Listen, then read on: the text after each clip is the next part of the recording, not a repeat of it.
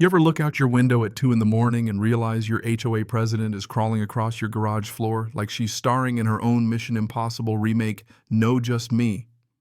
Well, buckle up, because by the end of this, you might start locking your garage with more than a padlock and a prayer.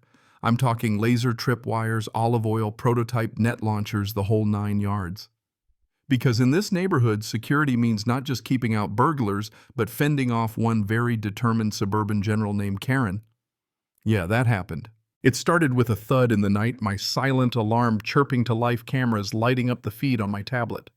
There she was, Karen, our Homeowners League Association president, decked out in headlamp and yoga pants, elbow deep in Crisco, dragging a yoga mat behind her like she was training for a new Olympic event. She muttered about illegal storage and property inspections, completely oblivious that if she scooted just a hair further, she'd trigger a suppression net designed for cartel raids.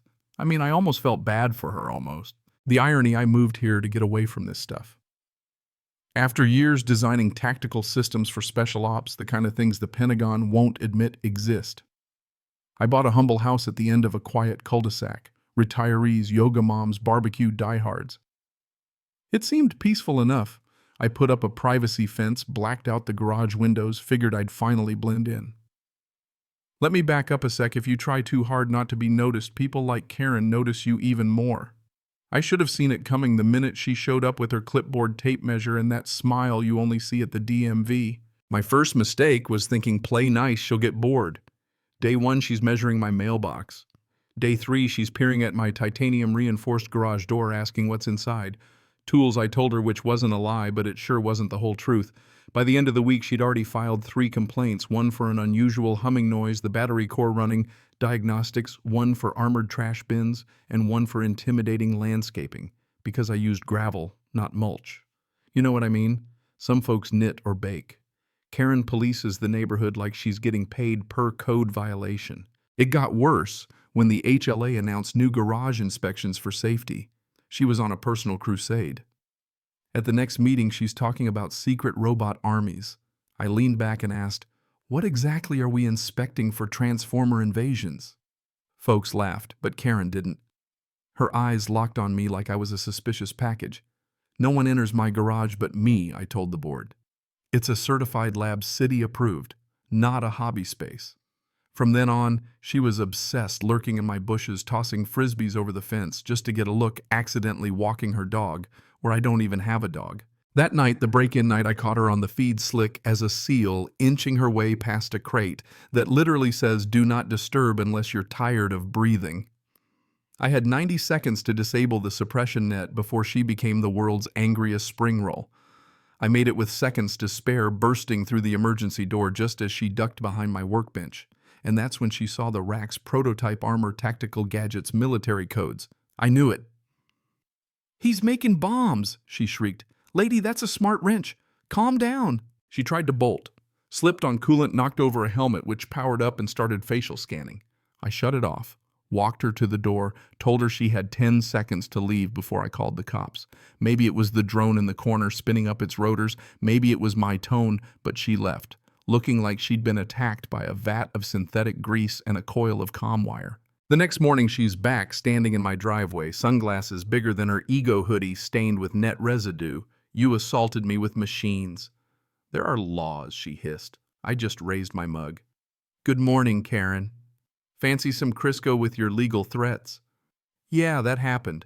She stormed off, but this time she escalated, calling the cops. They showed up calm, asked about a disturbance, and I invited them in, served coffee, pulled up the security footage. Watching Karen on her Mission Impossible run, one officer nearly choked, laughing. "Oh my God," the other mouthed when she got tangled in the auto net. "Consultant for tactical systems," I said, keeping it vague. They filed it as a non-incident with a stern warning for Karen to stay away. You'd think that'd be the end, right? Wrong. The HLA scheduled an emergency meeting concerning reports of military installations in a residential garage. Karen stood up dramatic, projecting "Who is he?" in red Comic Sans on the screen. She ranted about explosions and unlicensed hardware, but when the board asked for evidence, all she had was noise complaints and her own paranoia. I reminded them she broke into my garage and tangled herself up. Some neighbors laughed. The board ruled that unless I'd broken a law, which I hadn't, my garage was off limits. But Karen didn't quit. The next day I found weird stuff in my trash, an empty ammo case, a can of tactical lubricant I don't use. Security footage showed Karen 2:11 a.m., gloved up planting things like a crime drama extra. The board was mortified. I didn't even wait. I called my old buddy Ramirez, now a field coordinator for a military-civilian project. He laughed so hard I thought he'd pass out. "Let's do a demo," he said. So we planned a full safety walkthrough, certified legal public at the next HOA meeting. Just enough showmanship to let Karen know she'd picked the wrong guy. Meanwhile, Karen's attempts at revenge got even more ridiculous. She dropped a box on my porch labeled illegal weapons evidence inside 2 paintball guns, a toy grenade, and a homemade manual grammar so bad it should have been illegal. At the next review, she dumped it all out, claiming I was a danger to every man, woman, and squirrel. I handed over my city certification plus camera footage of her stuffing paintball guns into the box. A board member gently asked if she needed mental health support. The memes started flying.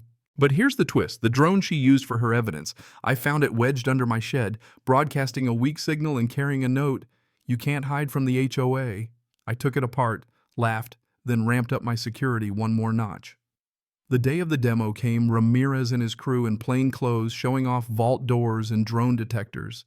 They showed everyone her drone's signal, explained how illegal it was, and capped it off by unveiling my own bot, Neighborhood Watch 2.0, a little Roomba-sized wonder. Karen turned pale. The HOA certified my garage as exemplary, shook my hand, and quietly updated policy to prevent any more Karen invasions. She tried one last thing, called in a private security company. They showed up polite, left impressed, asked if I was hiring. Karen tried to sue for emotional distress. In court, the judge read her filing and suggested she reconsider trespassing in high-security garages. Case dismissed. After that, the neighborhood changed. People who'd never talked to me started stopping by with brisket, asking for security tips, offering potlucks. My garage, once a fortress of solitude, became a symbol. The board named me Honorary HOA Defense Specialist. Ridiculous, but hey, the brisket was good. The best part. Watching Karen slink away, house sold to a young couple who brought cookies, not clipboards. In the end, Karen thought she could control the neighborhood with noise and suspicion. But power doesn't come from clipboards or drama. It comes from knowing exactly what to build and when to stand your ground. These days, when I see a drone flying overhead, it's just a kid from the next block waving. Peace isn't loud, but it sure feels good. Now tell me, who do you think was in the right here? Is justice about rules or about knowing when to fight back? Drop your take in the comments, because in every neighborhood, there's a Karen, a garage, and at least one story you won't believe until you live it.